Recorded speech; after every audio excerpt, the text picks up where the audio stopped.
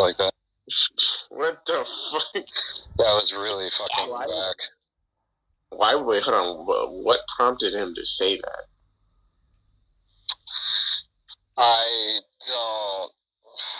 It's hard to recapitulate the whole thing, but I mean, we were talking about like sanctions and stuff on Afghanistan and how they were like gonna kill millions of people. And he was in favor of that happening. Well, not exactly. He thinks sanctions don't do anything, which is sort of absurd.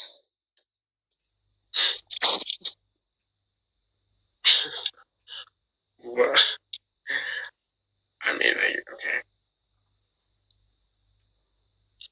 Well, what did you say after he said that, though?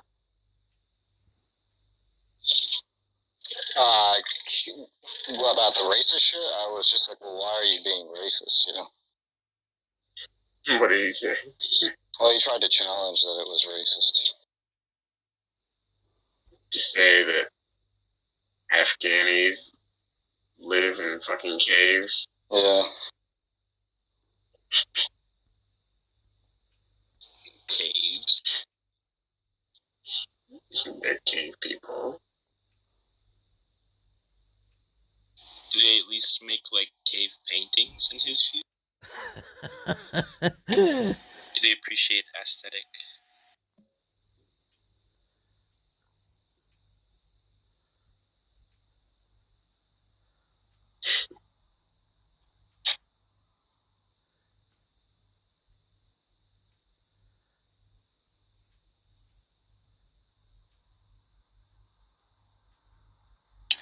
It's so fucking hot.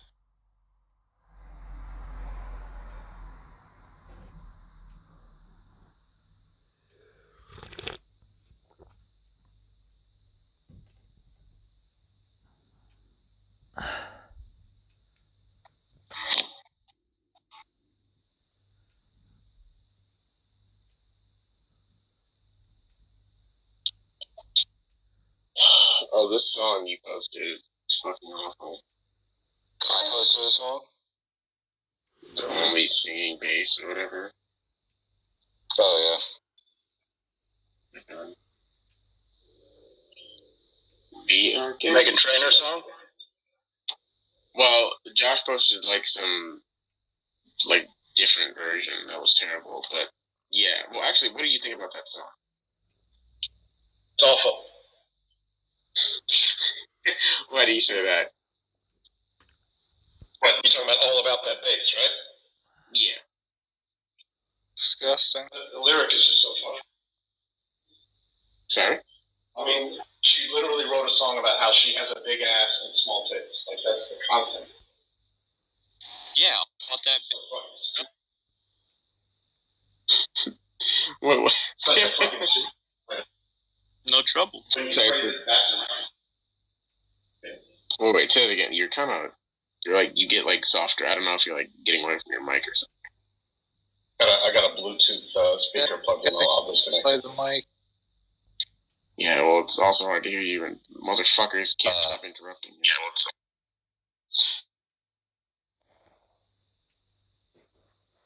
that sounded better, whatever you did there.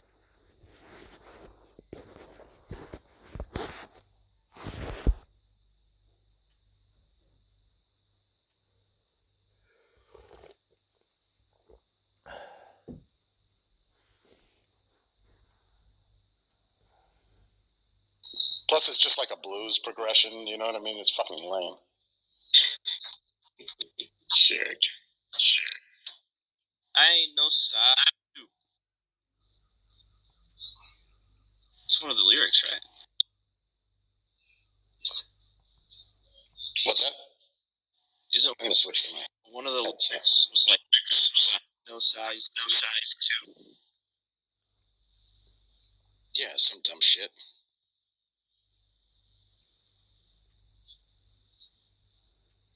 He's just a song about having a big ass.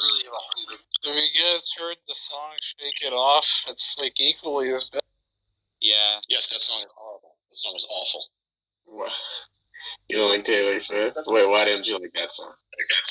I like some Taylor Swift songs, but I've noticed that the liking them doesn't last. It's like you'll like it, but like 4 days later you won't like it anymore. Are you a big fan of that song? I'm sorry. The What was that? Hang on. Switching to a headset. Maybe that'll be better. I don't know about you. Oh my God. Sorry.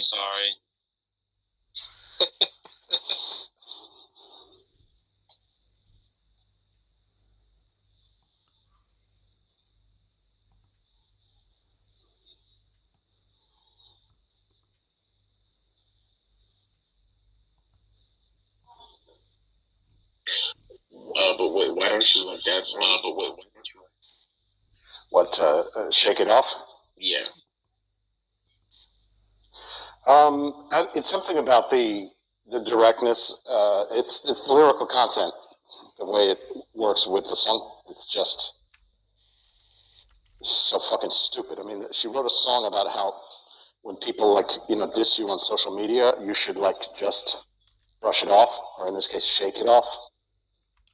You know what I mean? And it's just such a stupid thing to write a song about. I mean, again, in the way she's phrased it there. Just fucking. I can't believe this bitch doesn't down. Shake it off. Shake this off, bitch. You know what I'm saying? See, that's the thing she whipped. There was a lot of, especially that summer, right? The summer of 2014. It was just bad song after bad song after bad song that has to do with these sexual innuendos, right? About having a big ass. You didn't like Shake It Off? Well, there's that backstory, and then there's the implication that she would like to have a big ass, right? To shake all of that off, you know. What are you talking and about? There's also that, yeah. And then there's it's about going on with your life and doing better and ignoring the haters. It's not about ass. Yeah. Yeah, but there was an interview where she admitted that it was also about ass. Oh my God. I mean, Richard, what do you think about the song Anaconda by Nicki Minaj? See, now we're talking. Yeah, see, that's good. Oh, you like 9 to 5? It's hard. What? 9 to 5? Right, that's what you said. I'm sorry. Maybe I heard. Anaconda by Nicki Minaj. Oh, why did I think you were talking about the Dolly Parton song? Okay. Damn, dude, where's your head at? I was looking at some shit and I was It's okay. so I guess I'm curious if you do like that song. But Unfold yourself. That Anaconda song is garbage. What are you talking about? I mean, yeah, it's garbage, but it's a lot better than I'm All About That Bass. At least the the sample, is from something good. Fucking Sir Mix-a-Lot. Yeah. The best thing about it is from somebody else's song. Yes. But it's it's well chosen. I wouldn't cross the street to listen to Nicki Minaj, but. Richard, I know you're not a big fan of Meghan Trainor, but are you a big Okay. Megan Thee Stallion? I mean, yeah, of course. Who's playing? Oh, what the fuck? This is like the worst thing in the universe. Is fucking autoplay to fucking Meghan Trainor song. Oh my God. What is I this would called? take up residence between her butt cheeks. Wait, who's? Megan Thee Stallion. Oh. Imagine.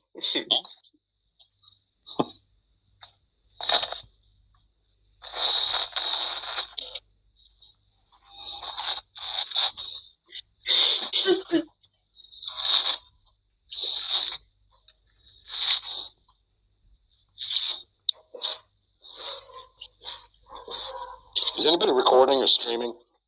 No. No. Good. Completely. Good.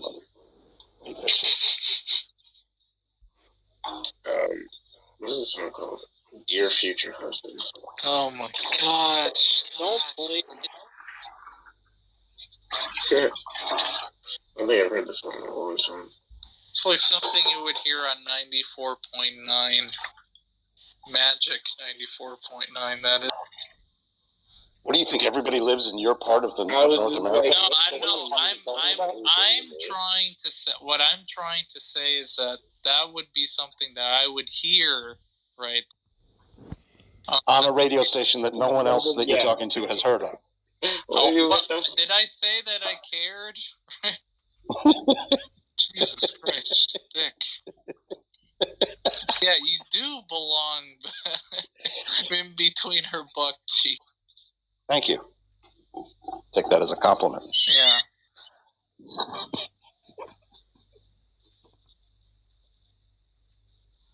I'm halfway done with this paper. The paper's about Dick being between Megan's butt cheeks. Yeah, but I'm also about where my cheeks sit in place. Well, actually, Richard, I think you might be wrong because I think 94.9 is an iHeart radio music station, so you could listen to it nationally. So get wrecked.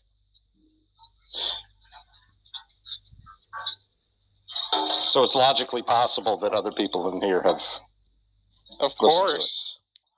That's what you're saying. And it's what do you call that? No, it's nomologically possible. Also, is that the idea? no, not only that, it's radiologically possible.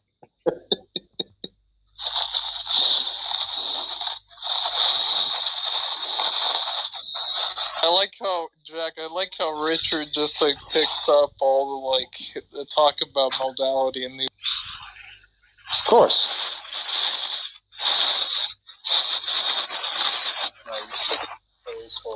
No. What did he say, Jack? No, I didn't.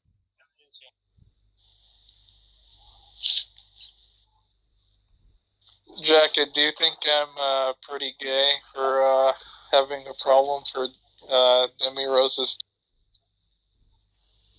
Yep. Yep. You had me at pretty gay. Yeah, I had you. Yeah. Jesus Christ. Like meeting at the bathhouse gay? Billy Martin.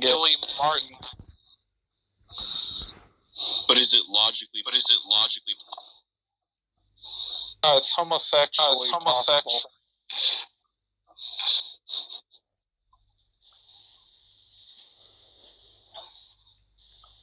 if it's homosexually possible? What is it that institutes and secures all homosexual possibility and impossibility? Billy Martin. The unmoved mover.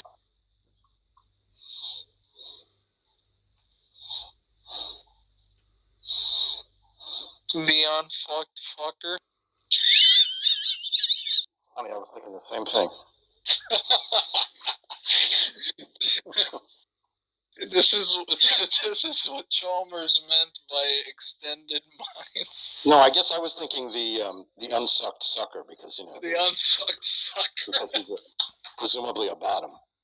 It makes no sense to say that he's a top and gay because tops aren't gay, right, Jack?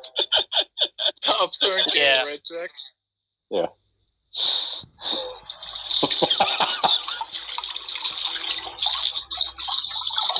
Are you taking a piss? Nope. Huh. Working in the kitchen. Just listened to one of her fucking songs. That was interesting. Meghan Trainor. Yeah.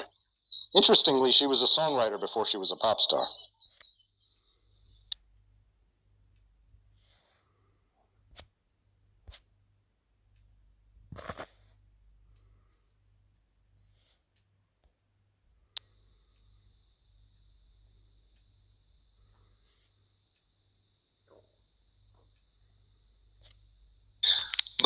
mom says, I don't remember telling you all that. I'm like, oh, come on now. She said, okay, well, your voice has improved a lot. My mother said that to me recently. But I said, Mom, you remember telling me to shut up when I was singing hymns? So I have a question for everyone. It's Hebrews 4:12. Could you guys share with me your understanding of Hebrews 4:12? Yeah, so Lou, are you still with us? Did you go to bed yet? Lou?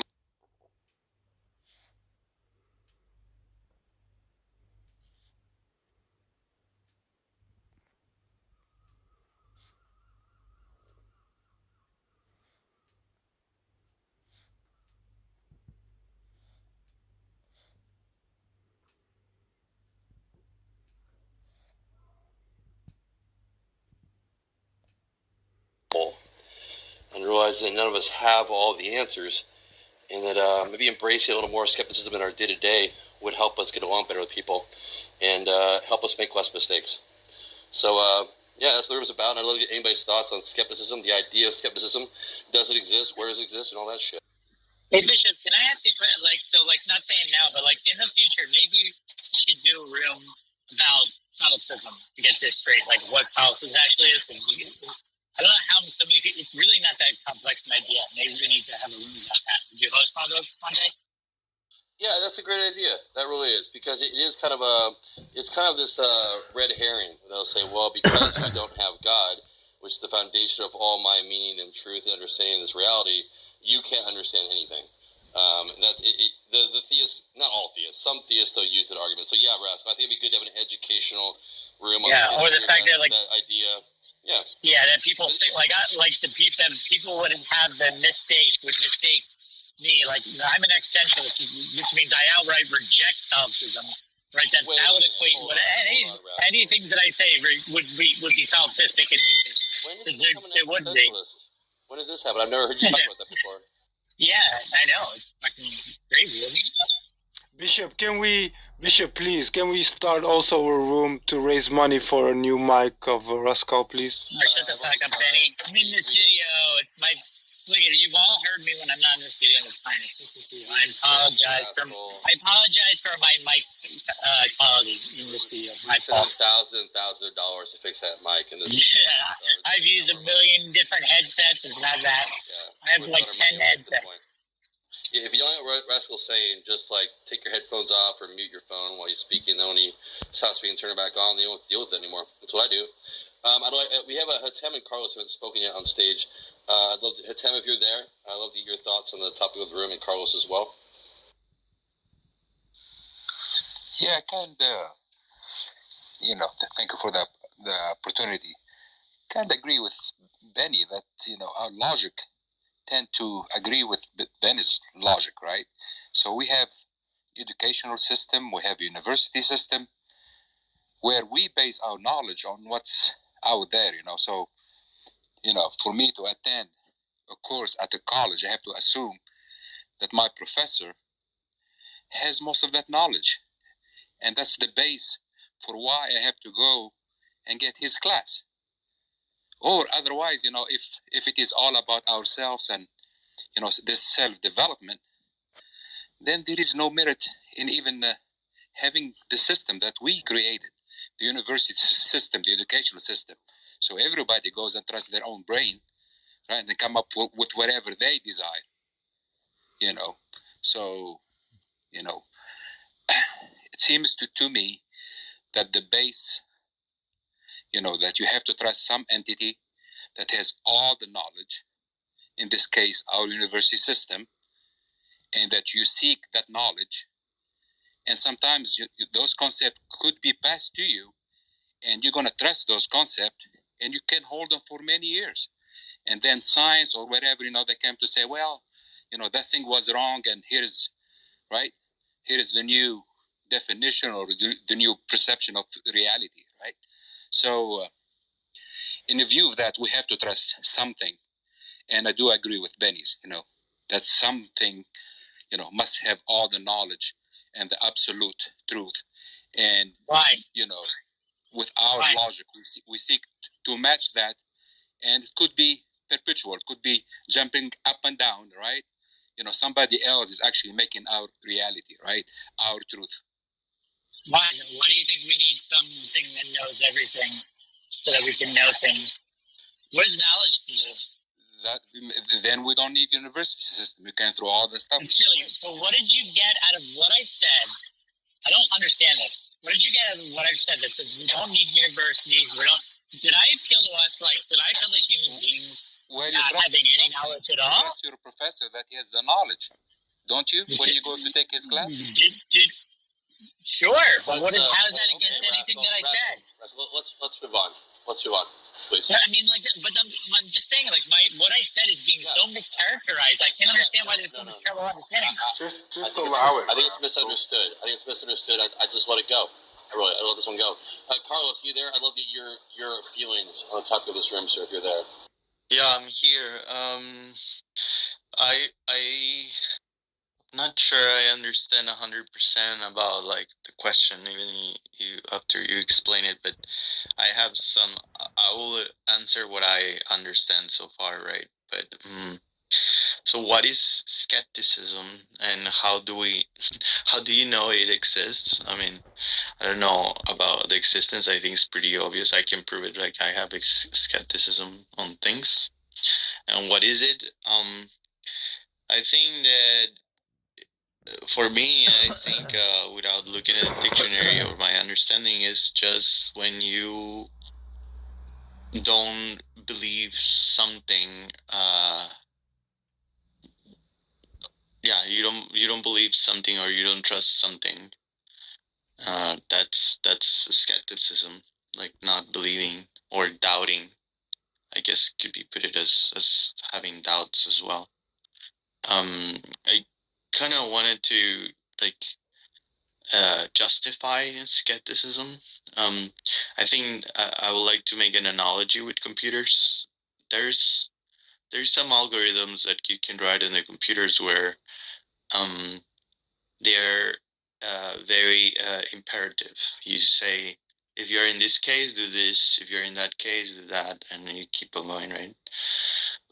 There is another type of programs where they are, even though they are also imperative, but they are a little bit more complicated, where you're trying to teach a computer to answer a question, right? Like if they see a picture, you have to say like, they have to determine, say, if it's a cat or is it a dog.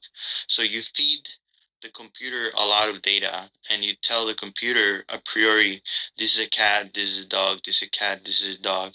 And then the computer has to calculate some parameters to calculate the error. The computer starts guessing, and when it guesses, if it's wrong, then you penalize the computer, quote unquote, penalize it, and say, adjust your parameters to this direction, right? Go a little bit, say, to make this a little bit more unsettling, go to the right. And then when they go to the right, then they do a little bit better, and then they guess again, and then go more to the right, and keep on going until the computer starts doing good enough. But rarely you will get with a machine learning algorithm. Rarely you will get 100%, right? It usually doesn't happen that it will guess every single cat and every single dog correctly. So I will say that that's kind of like a skepticism of the computer as well. The computer is almost telling you, it's able to tell you this when you give it once it's been trained, when you give it an image, it tells, how sure are you that this is true? And it will give you a percentage. I'm 95% sure that this is a cat, 97% sure that this is a dog. I think that we humans, to wrap it all up, we humans have something similar, right? We have experiences. That is our training. Heuristics, man. Heuristics. Heuristics. We have experiences or heuristics. Thank you. Heuristics are how we are like, that looks like a cat, or that looks like a dog. In fact, like the way we determine whether or not something is like an independent agent is whether or not it's moving in an inertial frame due to gravity or not. Like that's the way our brain is like, that's alive, and pays attention to it. I'd like to respond to what Carlos said real quickly on Ambassador that wants to. Then go to Mike. Mike, welcome to the stage. There's another reason why humans need to be skeptical, and that is we suffer from 188, well, I was going to say counting, but at least well over 180 cognitive biases, meaning that we arrive to false conclusions on a regular basis because of the way our minds have evolved. So because of that, it's very, very easy for us to have false beliefs within our framework of understanding this world that we aren't quite aware of because we have so many blind spots. So for me, I see there's great utility in skepticism. And from the believers might not feel the same way, but as an atheist, we see a lot of utility in being skeptical of our own beliefs because we know that we're wrong about shit. I recently learned that the moon does not come out at night. I don't know how. For 45 fucking years, I've seen the moon out during the daytime and the nighttime. But if someone asked me what comes out at the daytime, I'd say sun. Say what comes out at nighttime, I'd say the moon. But the moon doesn't, does it? So as the moon rises during the daytime, it took me 45 fucking years to come to the realization that that belief I've had since I was a little kid was wrong. And that's humbling. I think that realizing that we're fallible, embracing that uncertainty in our beliefs is healthy. Is a good thing that we all should do. Can I add to that, please? Go ahead. So, what I've thought about the conversation earlier was like, you guys are talking like it's more black and white, you know? It's either you believe in God or you believe in science. Bro, we're talking about skepticism, man. Yeah, but wait, can I add? Go, yeah. I just want to make sure we're not going back to talking about before. I don't understand how I believe that I think the way you can become your best self is by opening yourself up and trying to learn as much as possible from different cultures and different religions. What you're basically doing. You said you don't believe, or you believe that? I'm sorry. I believe that you learn the most from actually understanding different situations better from different perspectives. In that kind of sense, you're also able to be more empathetic and make better moral decisions. I mean, yeah, no, I'm super empathetic to carnivores because I used to be a T-Rex in my past life.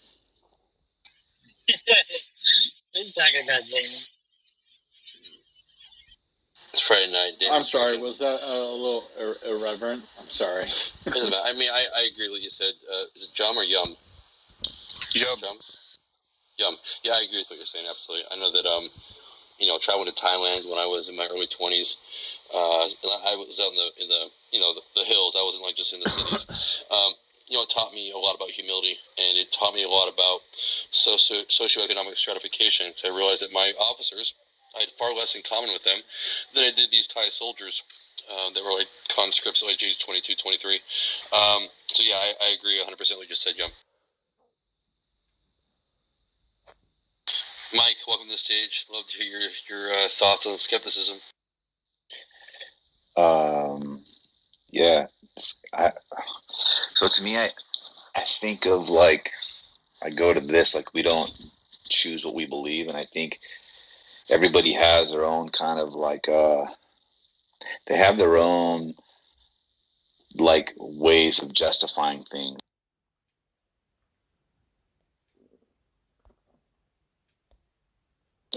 Right. I don't know why I teed it up for you guys. I don't know why you didn't destroy. But I don't understand. What's the difference? Like, you're saying anal face sitting or something. What is that supposed to be? Well, I believe Jack was the one who said that. I never used that term. Jack said, yeah. Jack said it. I'm sorry. Did my argument use the term anal face sitting? No, your argument didn't use that. I'm not sure you'd exactly made an argument beforehand, Rick. It's a claim. Diversionary tactic.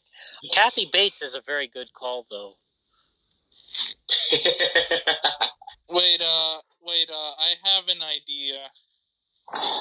Maybe this person would be a good candidate.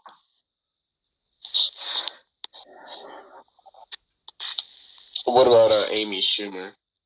Oh, Oh yeah, in a heartbeat. Nothing would slow me down.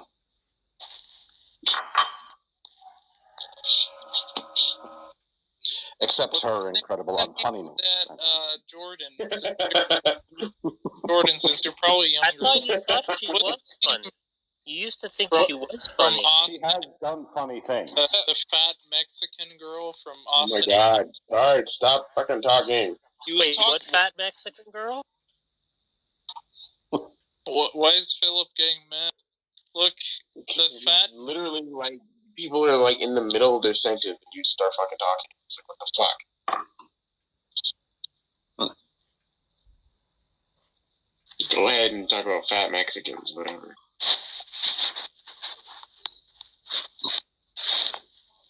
Wait, what fat Mexican? I think, Rainy Rodriguez. Oh, right? fuck you. The fucking girl from fucking Austin and Alley? That fucking girl? Yeah.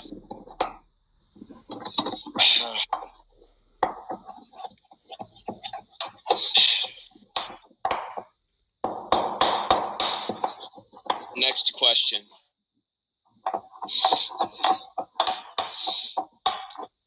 Actually, for a face sitting, okay.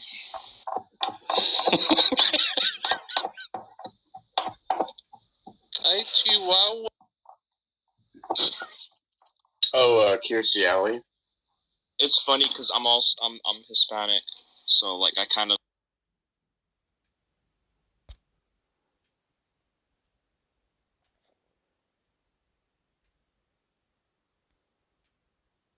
I'm kind of curious about what the Quran says about the prophets, the Old Testament.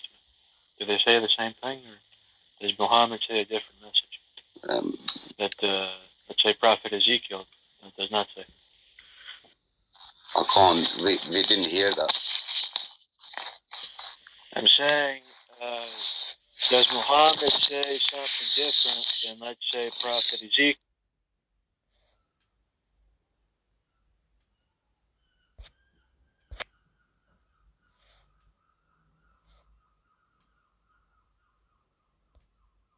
For religious beliefs, I mean for everything. I mean nationalism, economic beliefs, philosophical beliefs. I mean the whole kit and caboodle needs to be looked at critically. And from my perspective, is a little radical. I think you need to take all the things you were taught as a child and just throw them away. Burn your church, kill your master. Separate from your indoctrination and find what is truly true for the individual. However, that is an attitude and a position that comes from privilege, and not everybody's able to do that. And it's something that isn't universally true, right? Like we can imagine a society in which that would probably not be best, but it's just, is it true, Bishop? Is it safe for me to assume that what you mean by that is every society that you've observed, arguably, it's best off for someone to just be.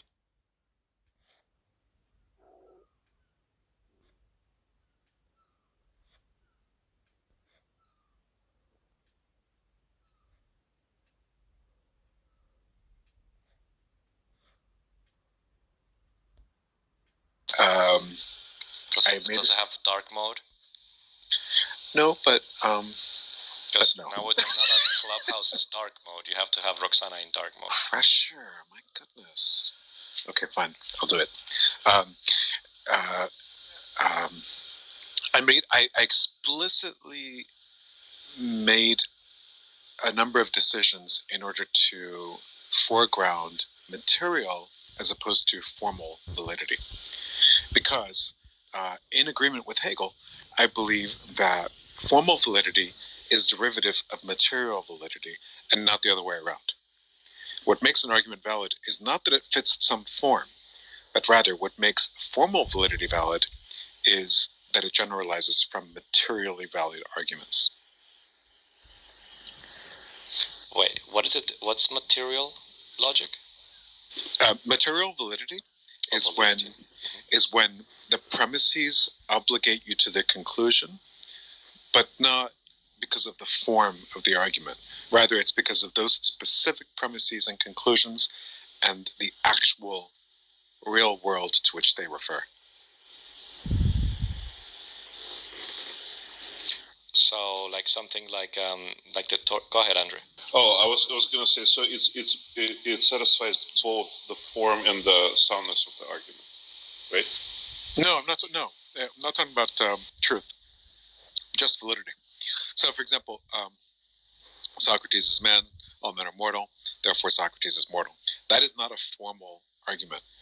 That is a material argument, because because it speaks about what is real, and it's not about concentrating on the logic itself. Because it has an actual name of an actual person, an actual quality, mortality, another actual quality, being a man, and the form would be something more like S is M, all M are R, therefore S is R. Yeah, I see. So, okay, but in terminology of logic, isn't that what soundness means? Like if the thing is actually true about what you're saying. No, soundness is when a sound argument is an argument that is both valid and true. But the distinction I'm making speaks not of truth, but of form versus form and content. If, for instance, I were to argue Harry is a boy, all boys are mortal, therefore Harry Potter is mortal. Oh, I see. You know, So it needs to be grounded. Okay, they need to be grounded in reality, real things. Well, I don't know about grounding, but it just has to be complete sentences without symbols standing in for sentences.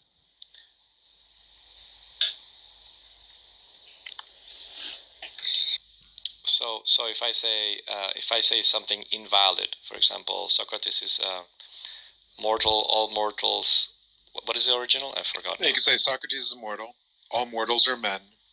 Therefore, Socrates is a man. That's invalid because not all mortals are men. Or actually, no, it's valid, but it's not sound. But here's one that's not valid. Socrates is mortal. All men are mortal. Therefore, Socrates is a man. Okay, that's every sentence is true, but it's not a valid argument because Socrates could be a woman. But it's still not formal. Now, you might wonder, what's the point of all this? What does it matter if it's formal or not? The point is that sometimes an argument can be recognized as valid, though you can't tell from the form. So, for example, I might say, four-legged cats are not legless.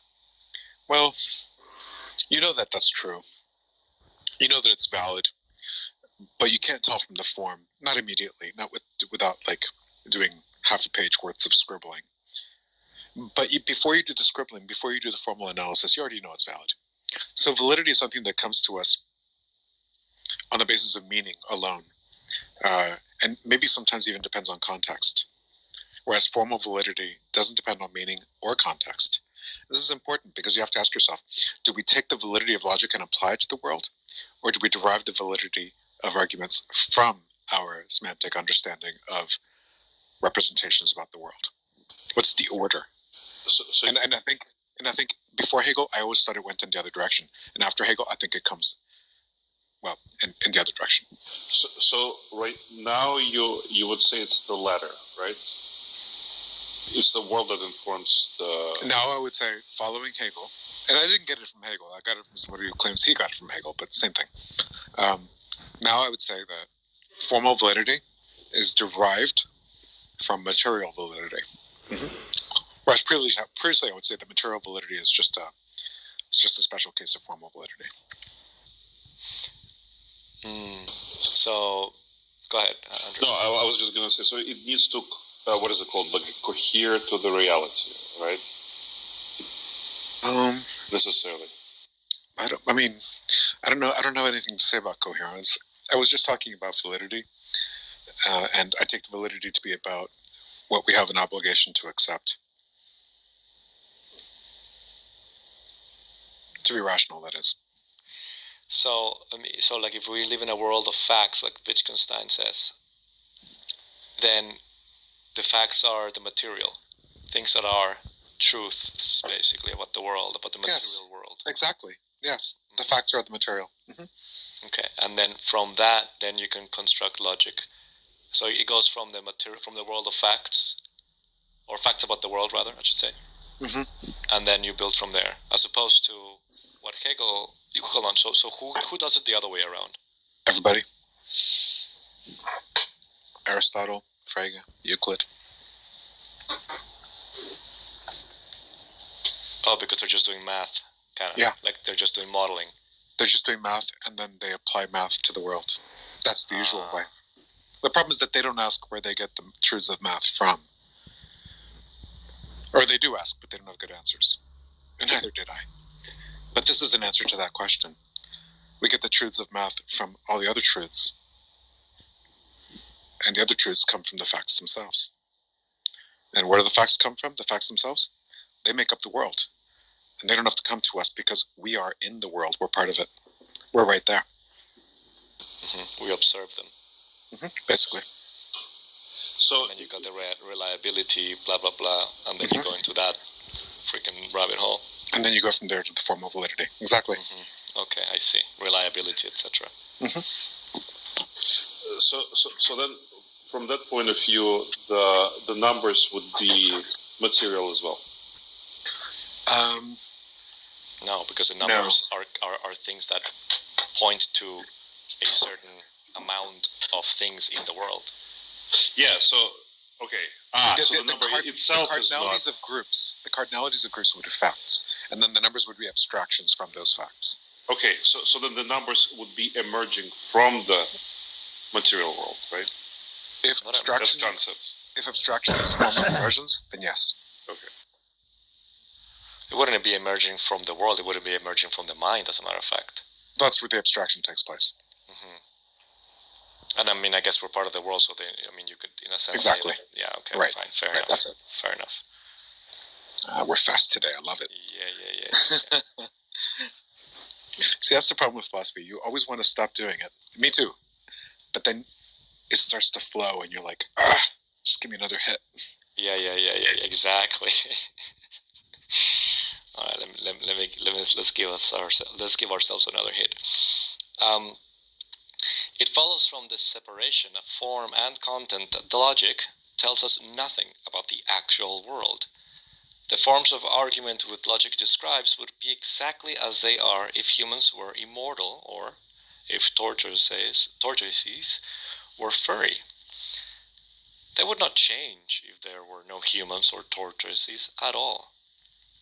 If we recall how in the Phenomenology, Hegel began to investigate the problem of knowledge by challenging the commonly assumed distinction between the knower and what is known, it should come as no surprise to learn that Hegel mentions this traditional distinction between form and content only in order to deny it. Logic, he says, is a study of thought, but in his Phenomenology of Mind, he has already shown that there is no objective reality independent of thought. Thought is objective reality, and objective reality is thought. This is where he's like, "What did you smoke, bro? Yeah, what's up?" If we want to read this a little bit more charitably, maybe we could say something like, what he means to say here is that knowable objective reality is in thought, and what is in thought is knowable objective reality. Yeah. That's slightly different from what he says, and I can't be sure he doesn't just mean what he says, but it's at least removing the blatant contradiction that keeps annoying us. Yes, this is true. Therefore, when logic studies thought, it must also be studying reality. If we wish still to employ the word matter, Hegel says, rubbing the point home, the content of logic is the true, genuine matter. The content of logic is the true, genuine matter. He goes on to provide us with some images of the subject matter of logic. It is, he says, the truth as it is, without husk without husk in and for itself. What does husk? What does he mean with this? It's like the shell. I think it's what contains the wheat, the wheat germ. Okay. I'm not sure. I'm not a farmer. I don't know. Yeah, the truth as it is, without the husk in and for itself. So the raw truth, basically. That's actually is a reference to his dialectic process. Something that is in itself and for itself. Those are the opposites that conflict together and they produce the synthesis. So intrinsic, basically. In and for itself. Yeah, so in itself would be something like, in terms of categories and general attributes, and for itself would be the material manifestation of that same thing. Wait, say it again? So in itself would be something like the representative categories of the thing, like its attributes, abstract. If it's soft or if it's hard or something like that. Yeah. So like you think of a table, you think of a concept of a table, right? You don't think of any kind of specific tables. Not me. When I think of a table, I think of No. But that's what his process is like. So then Rodrigo sees his table, and his table is, I presume, made from oak, has velvet or like a leather top, and has some drawers in it. And so now it became concrete. So it went from the abstraction into for itself, the thing for itself. And then that conflict, the unity of that conflict becomes a synthesis of understanding the thing more fully, I guess. Yeah, I still don't know what for itself is or why there's a conflict. What's that? I still don't understand for itself or why there's a conflict. In fact, I'm not sure he's used for itself in the book yet. I think he does use it when he describes the, what is it called? Yeah, one of the negations. Yeah, he uses this when he describes one of the negations. I think it's the determinate negation. I think that's the one he uses for. Okay, maybe he will. I mean, he will clear it out in a second, anyways. Singer is not bad at this. Okay, so let me go on.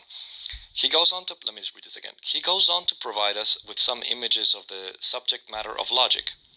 It is, he says, the truth as it is without husk in and for itself. Or, to put it another way, I should have just read this before. This content shows forth God as he is in his eternal essence before the creation of nature and of a finite mind. Let me read that again. This content shows forth God as he is in his eternal essence before the creation of nature and of a finite mind. Oh, a second. Yeah.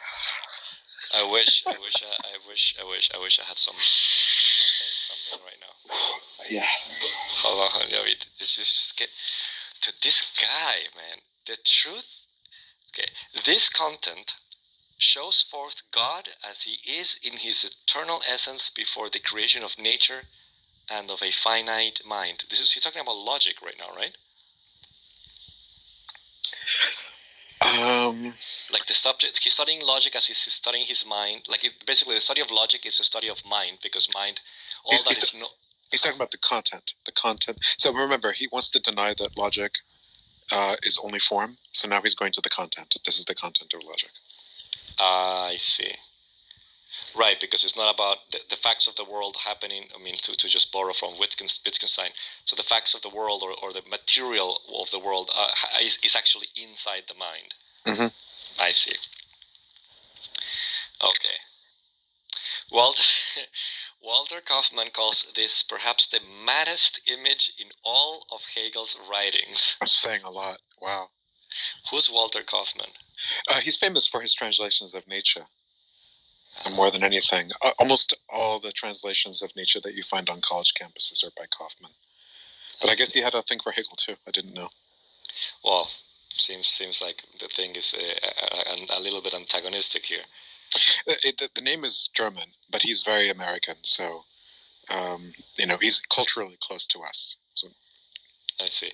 So Walter Kaufman says that this part that we just read is perhaps the maddest image in all of Hegel's writings. But what he suggests... He said maddest, not craziest. So maybe he's British, but he's contemporary is my point. I think he wrote his books like in the 70s and 80s. But what it suggests is not entirely unrelated to the traditional view that logic tells us nothing about the world. In saying that logic is not about the world of nature and of finite minds, Hegel accepts part of the traditional view. The part he is most anxious to reject is the idea that reality, or truth, is not to be found only in the world of nature and people. On the contrary, it follows from his absolute idealism that ultimate reality is to be found in what is mental or intellectual, not in what is material. It is to be found, to be specific, in rational thought. Logic is therefore the study of this ultimate reality in its pure form, abstracted from the particular forms it takes in the finite minds of human beings or in the natural world. Hegel's view of mind as ultimate reality has a further consequence for the importance of logic. Since mind shapes the world, a study of rational thought will reveal the principles on which the world has been shaped. To put it in terms of Hegel's own image, to understand God's eternal essence before the creation of the world is to understand the basis on which the world was created. Whoa. This is actually, I think, very much close to, I think I understand it. This is pretty much the insight that drives the study of metaphysics. Exactly. But, can I just say,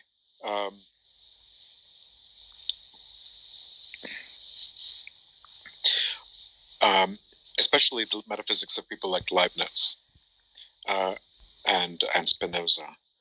And they were rationalists. They thought that pure reason would yield truths about, say, causation, the nature of matter, persons, things like that.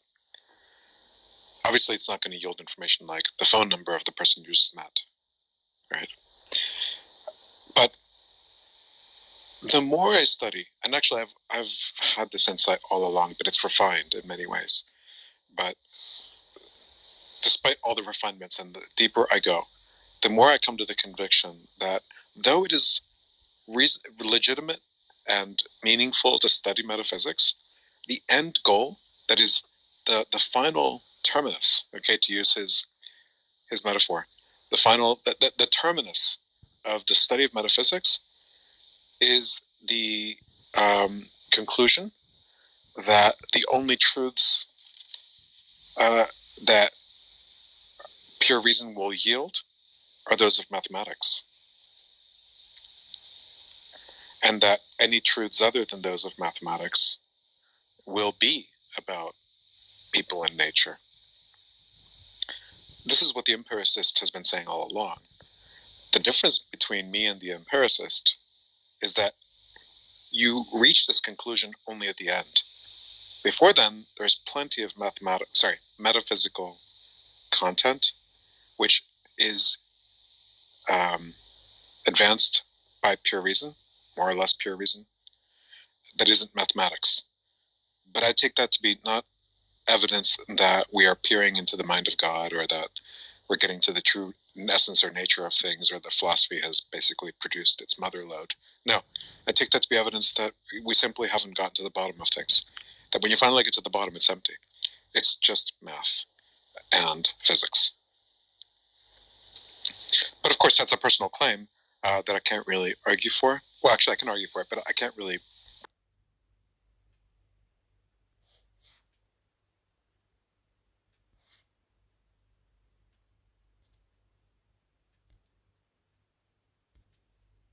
In other words, purely formal knowledge. There will be knowledge with content that isn't given by nature, but rather by pure reason. And you have to ask yourself why he would be so sure of that, or what you yourself might think regarding that. Like, take just a sample question. The mind-body problem, right? What is mind-body problem? It's to answer whether mind is reducible to bodies, that is physics. What is the nature of that reduction? Or is it emergent? What is this, what about consciousness? What about intentionality and reference, and so on? Well, presumably we can reach these answers without doing experiments. We can just think about it. But then when we do finally reach those conclusions, what will they look like? Well, one conclusion will be something like, mind is reducible to matter, here's how. But will that be a metaphysical truth? Or will it be something that could be confirmed or disconfirmed with experiment? Or will it be more like a mathematical statement? Hegel's telling us that it won't be mathematical and it won't be empirical either. But I take that to be an open question worth considering, even in advance of actually getting to the end of it.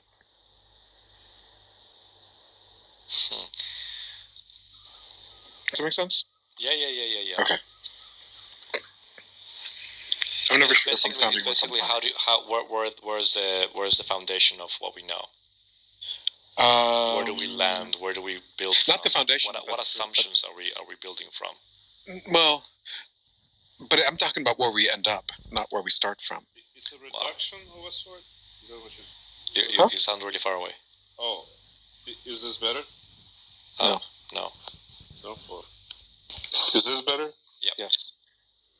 It's a reduction of the sort, right, Rodrigo? You're basically reducing it to its bare bones. Well, I mean, claims of reduction are themselves theories, and the theory can be true or false. If there is a reduction, then I would have to tell you what that reduction is, and that would be yet another theory. The question is whether that theory would be empirical, mathematical, or metaphysical. Where by each of those by empirical I mean it can be confirmed or disconfirmed by scientific experiment. In other words, what Hegel here calls knowledge from persons or nature. Or is it mathematical, which means it's a theorem from an axiom system in the manner that mathematicians do their work. And the third option, I'm defining more or less by remainder. It's just what's left over. Is the conceptual? Well, that's one way of conceiving of metaphysical truths. Not a very attractive one to me, but it is to some people. But it's not all exclusive. Like there might be non-conceptual metaphysical truths that are not mathematical or empirical. Like for example, that there might be, or you know of examples. Yeah, sure. Like for example, the principle of sufficient reason. The principle of sufficient reason, which is not very popular today, but was very popular in the 19th century, and actually is widely talked about in New Age circles, says that everything happens for a reason. Everything happens for a reason. Now, is that true or false? Never, don't answer. Just think about it, okay? Whether it's true or false, is it true as a metaphysical truth? Let's say it's true. Is it metaphysically true? What am I asking? I'm asking, is it empirically verifiable? I mean, can you empirically verify whether everything happens for a reason? What would that experiment even look like? Is it mathematically provable? I mean, is there some axiom system where that's a theorem for which you didn't essentially tuck the truth into the premises, into the axioms? I'm inclined to think it's neither mathematical nor confirmable. On the other hand, I'm also saying that it must be one or the other. So okay, but that's a teleological versus mechanistic universe conception. So if everything happens for a reason, there's a fine, that's fine. But then we're just restating the claim: is the world teleological? You can say yes or no.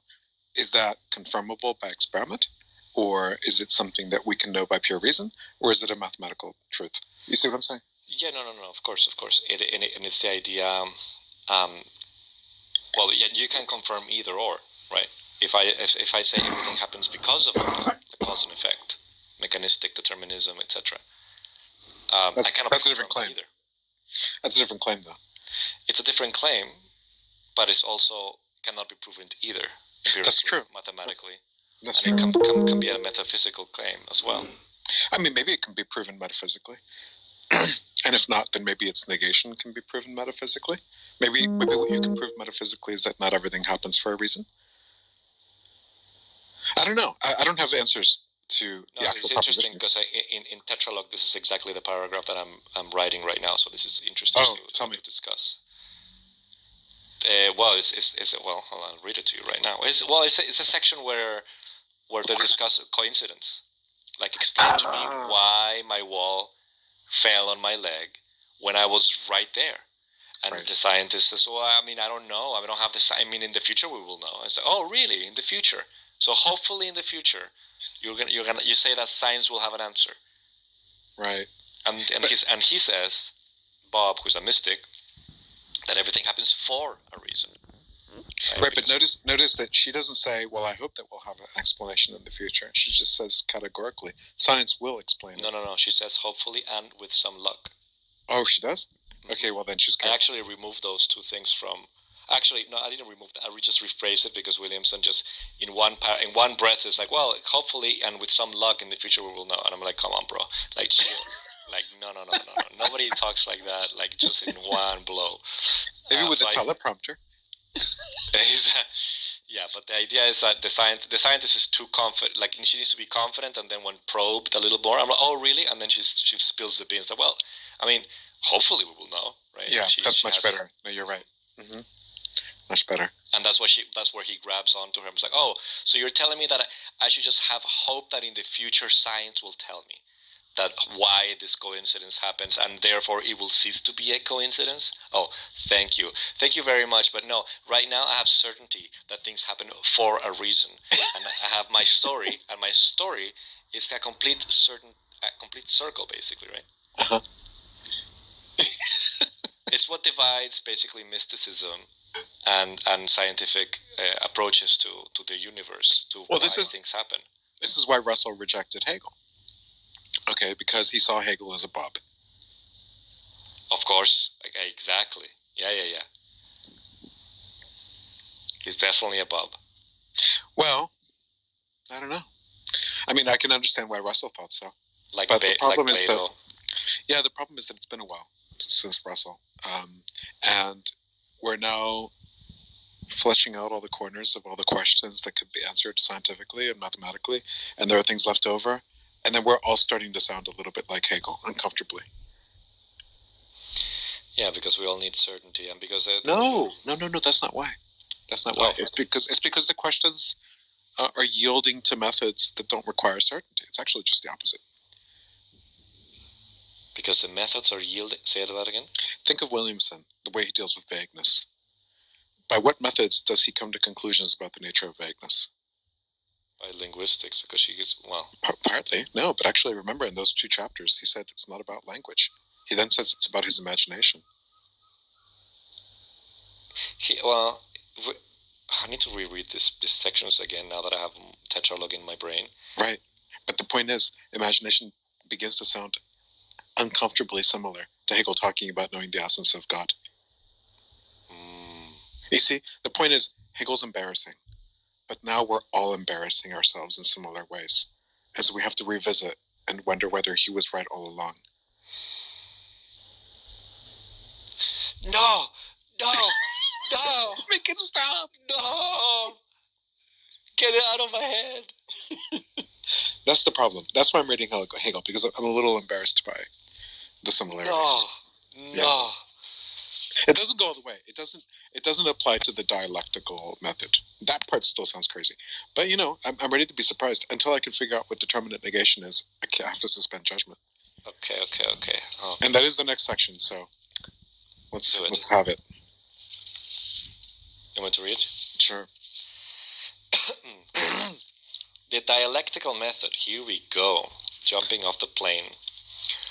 While working on a draft of Capital, Marx wrote to Engels saying, in the method of treatment, the fact that the mere accident I again glanced through...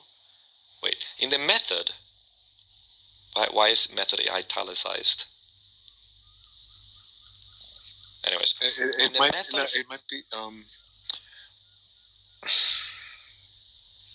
the word method has history. These days we just think of scientific method. But method in Greek, or maybe it's Latin, is organon, and Aristotle has a whole book or chapter or whatever called Organon. And Aristotle's method is basically begin with what you know for sure and then reason from there very carefully. And he doesn't mention observation, nor does he mention induction, but he does mention different ways of making explanations. It's essentially how to think straight, but it's a little different from the way we think straight today. So during the scientific revolution, Francis Bacon, in his formulation of how to do science, titled one of his texts, maybe the main text, in Latin, The New Method, where Aristotle's is the old method. And the new method sounds a lot like what we now call a scientific method. But Hegel, not to be outdone, has his third method. So there's the Aristotelian one, the scientific one, and now his is the, as you can see in the section title, the dialectical method, which is the determinate negation and the synthesizing and all that. So when Marx is writing in the method, what he means is doing dialectic a la Hegelian, as opposed to Aristotle's and science's way of knowing. Yeah. I see. That's why it's in italics. So in the dialectical method, let's say, of treatment, the fact that by mere accident I again glanced through Hegel's logic has been of great service to me. If there should ever be a time for such work again, I would greatly like to make accessible to the ordinary human intelligence in 2 or 3 printer sheets what is rational in the method which Hegel discovered, but at the same time enveloped in mysticism. The method Marx is referring to is, of course, the dialectical method, which Hegel describes as the only true method of scholarly and scientific exposition.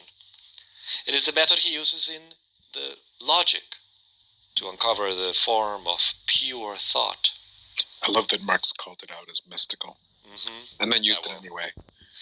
Exactly, and then he says that that religion is the opium of the masses. Yeah, what a bitch. all of it. Just like, come on. Marx never found the time to write this explanation of what is rational in the dialectical method. Many others did, however, and they were by no means as brief as Marx had intended to be. Some of these commentators build up dialectics into an alternative to all previous forms of logic, something that supersedes such ordinary reasoning as the simple syllogistic form of argument set out on the first page of this chapter. There is nothing in Hegel to justify such extravagant claims for the dialectical method, nor is there any need to treat the dialectical method, as others do, as something deep and mysterious. It is, Hegel says, a method with a simple rhythm. To dance to it takes no great skill.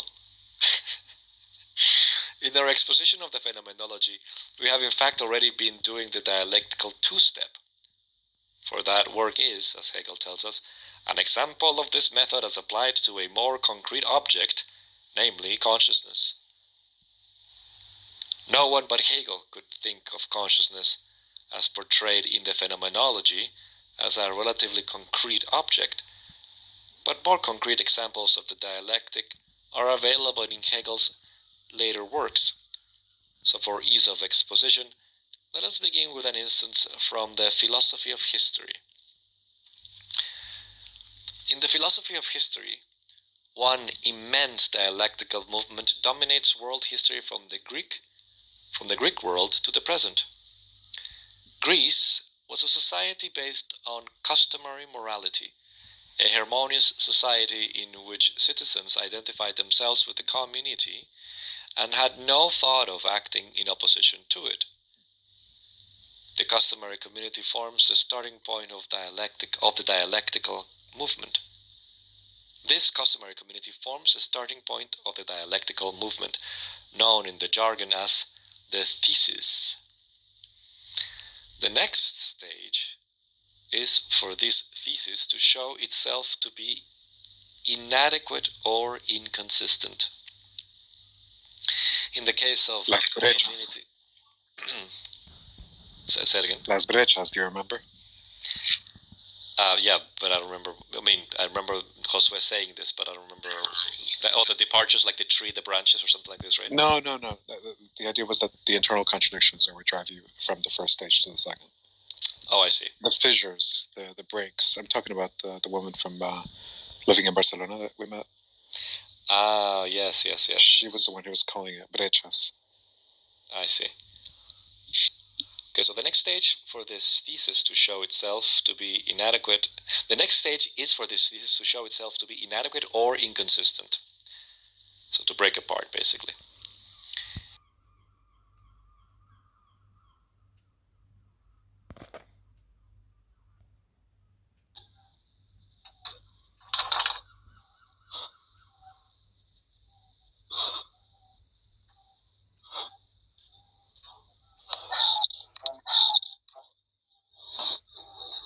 I guess I don't really understand people who aren't easily annoyed.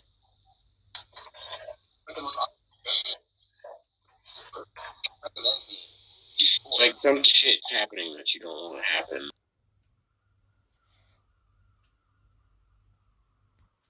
I mean, that's kind of what we do. We think something is the case until we learn otherwise.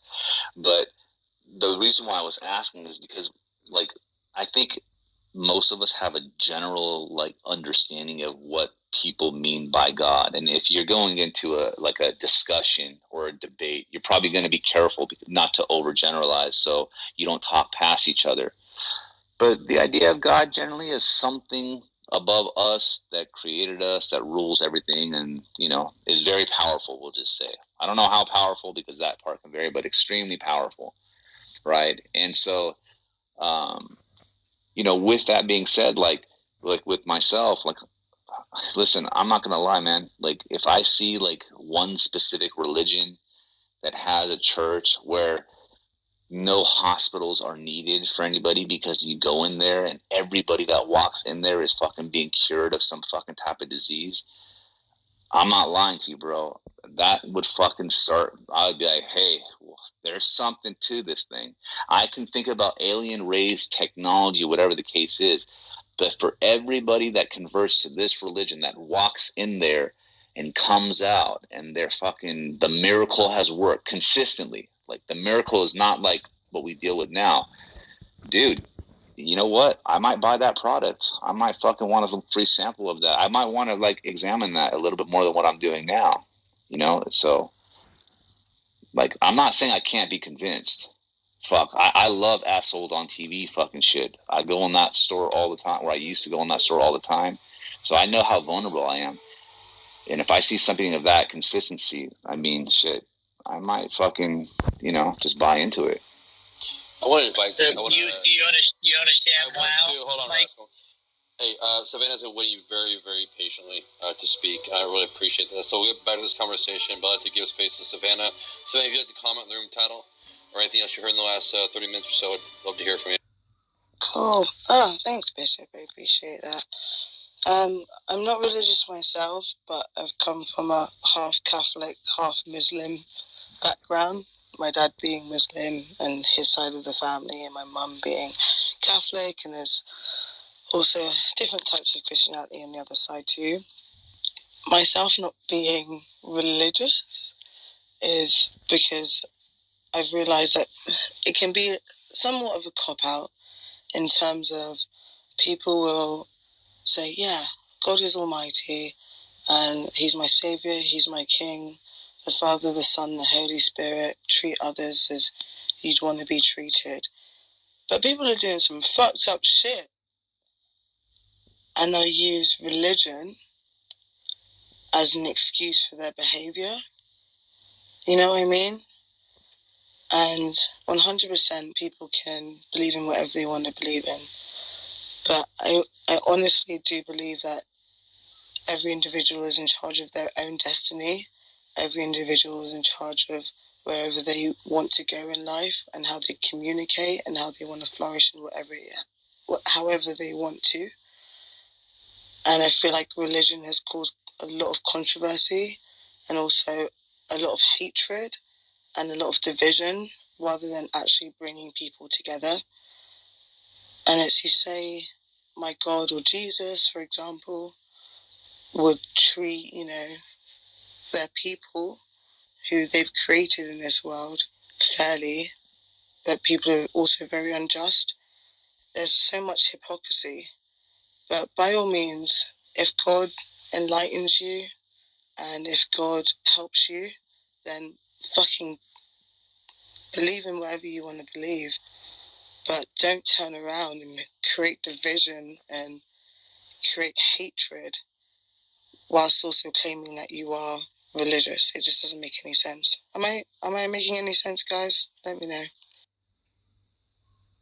Perfect sense.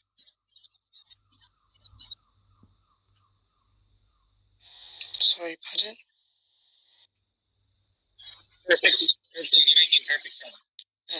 Yeah, Lovely. I agree with you, 100%. If you want to teach me your language, if you want to teach me parts of the Quran, if you want to teach me parts of the Bible, by all means I will sit down and listen, because if it means something to you and you mean something to me, then fuck it, I'll learn 100. Yeah, that's where I go a different way. I honestly believe in whatever you want to believe in.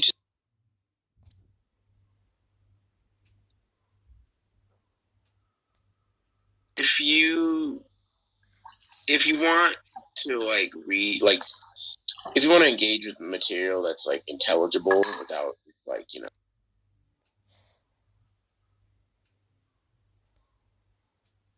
Also, with Matt Slick on there, Matt Slick then ended up, dropping off, and then I ended up going ahead and carrying kind of like the banner of Calvinism over there, and was basically going on for another hour with them on the doctrines of grace. I was listening to a lot of that. So I was actually going to ask you, so then you would consider yourself a monergist then? Absolutely. Okay. But now, if I understand correctly, and I'm not pushing the conversation that way, but are you also oneness? Yes, which is strange. Yeah, it is. Wait, what? Wait. You threw me a curve now. David, you knew I was, didn't you? You remember I went on I do. Why can't? Yeah, that's right. So, anyways, it's one of those things where so I'm kind of like, I get it. It's one of those things. Yeah, well, it's kind of like one of those things. Hey, I love my oneness brothers, but I have a certain type of eschatology. I have a certain type of soteriology. You're a hybrid. You're a hybrid. Oh man,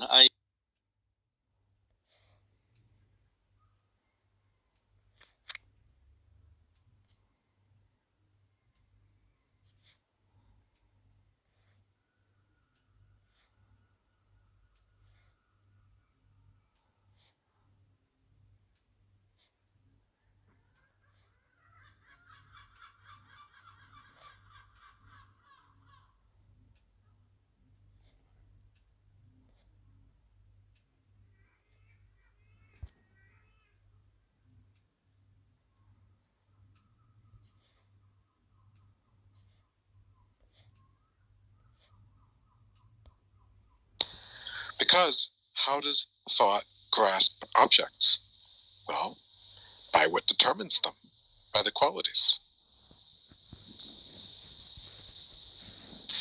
But Go ahead.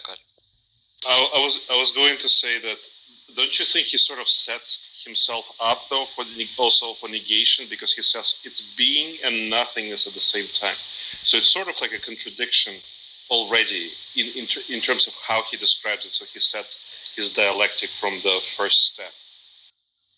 Yeah, but there's no for something to be an antithesis, you have to be able to grasp it as the opposite. Yeah, but that's the whole move with the determined negation. So you create the categories by which the thing is not something else, and it can be actually grasp of what it's not and create the other, the othering of it.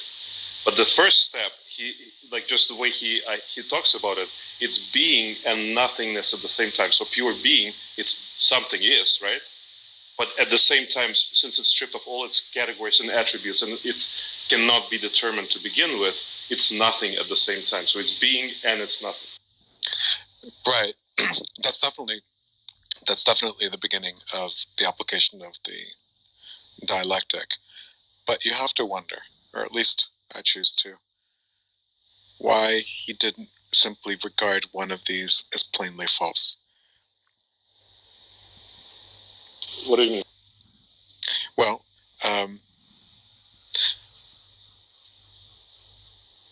either there is pure being, or there isn't. If there isn't, the church that 10 years later I run into a theonomist up here in Northern California that, who's, of course, theonomists are reformed, right? And he said, well, what the heck? You got kids. Yeah, but I think in terms of Hegelian terminology, it's what is it called? It's not it's abstract negation. That's what it is. I'm sorry, I wasn't intending to use the Hegelian notation. I was just describing it for what it is. The fact that there are other ways of talking about it doesn't really speak to what I said. Okay. So do you think it's a formal negation or not? Yeah, I think it's a formal negation. But I think his dialectic, so it's sort of retroactively he's trying to do is, it wouldn't, like his process wouldn't work if he wouldn't set it up in the very beginning as a conflict within itself. So, I mean, I think it's just kind of putting a bow on the pig, trying to move it forward where there's nothing really to be moved forward.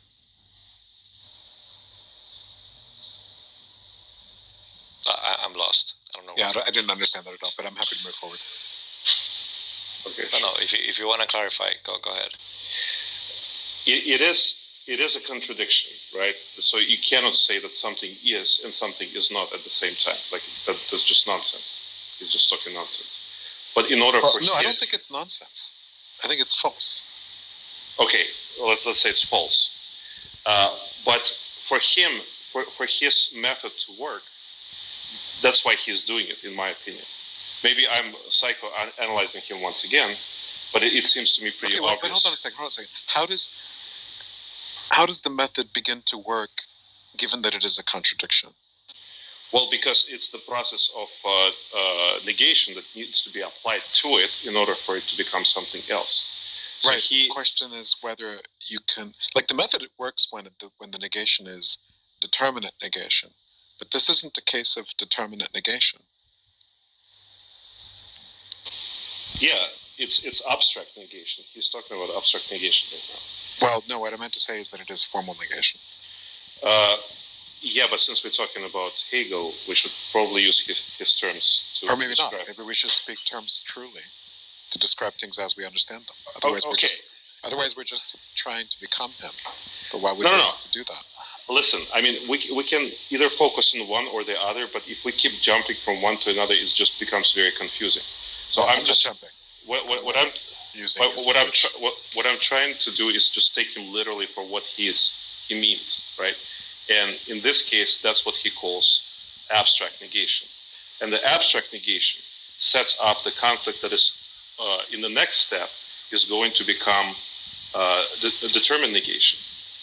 So he must... Look, I heard you the first time. Repeating it doesn't work.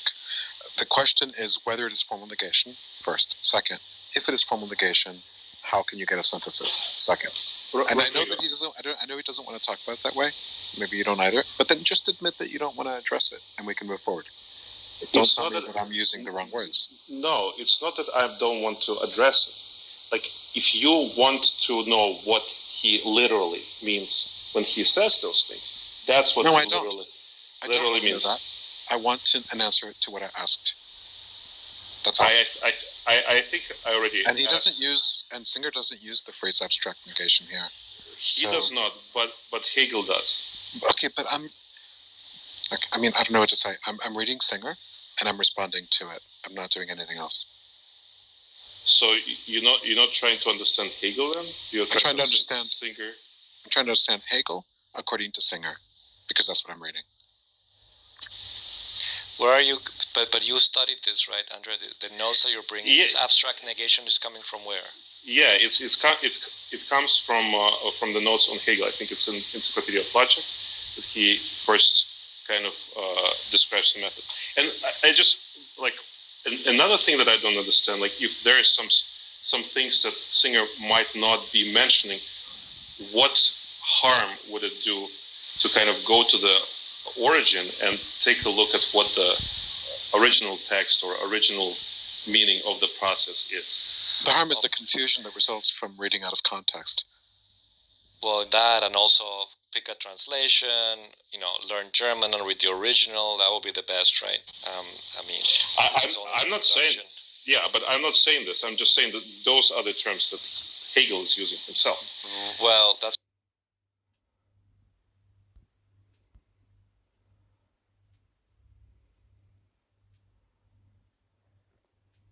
That makes sense. I hope it makes sense. I hope I didn't say it kind of weird. Absolutely. I hear you totally on that. I got really excited about, me running into the doctrines of grace. I was so excited I couldn't keep my mouth shut. That's what part of the problem was. And then, you get into your eschatology, and then you're finding out, wow, what if this stuff all happened, during, 70 AD, and whether or not you're a preterist or a full preterist or a partial preterist and all that stuff. And it just fascinated me, and where I landed was, amillennialism. I was entertaining postmillennialism, but then I went right over that from historic premill, from John MacArthur's understanding to, my understanding that I have today, Amil. And I think that's fascinating. I love, is a false the just the process of breaking down, certain passages like the Olivet Discourse, and the sun will be darkened and the moon will not give off its lights, and stuff like that, and the stars will fall from the heavens and so on and so forth. And how individuals would look at the stars today and just say, well, that hasn't happened, obviously, because we still have the sun and the moon and the stars and all that stuff. This is a cataclysmic event that's got to happen in the future, because we still have them up there plastered in the sky. And then you see in the Old Testament where it's used, that same language was used in the Old Testament on several occasions in regards to Egypt, Medo-Persia, Babylon, and so on and so forth, where one nation or empire conquered another one, and so on and so forth. And so what Christ is basically saying here as an Old Testament prophet, he's saying something that was very familiar to the Jewish mind during that time. Jerusalem is, what I'm saying? Judgment is upon.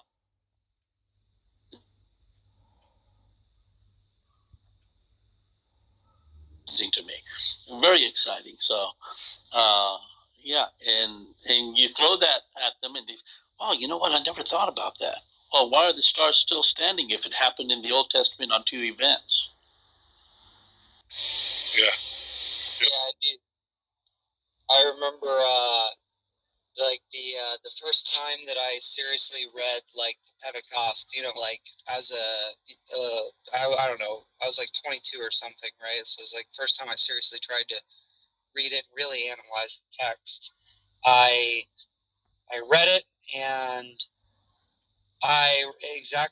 Peter quoting Joel, it blew my mind. I absolutely could not believe it, because I was like, why is he quoting something that didn't occur, right?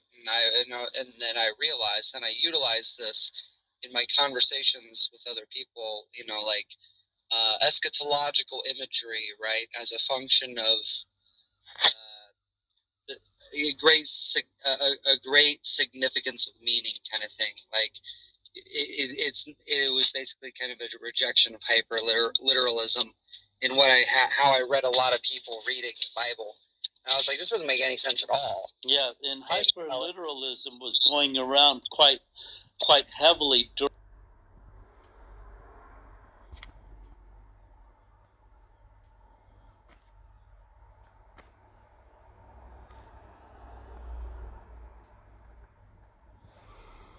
that Walter guy in that last room is a preterist, a monergist, oneness. All of that stuff is false teaching. Eschatology, all these different forms of writing. There's didactic passages as opposed to the narratives and all that stuff that you put together. You got to do all your homework. What's the name of that preacher again? The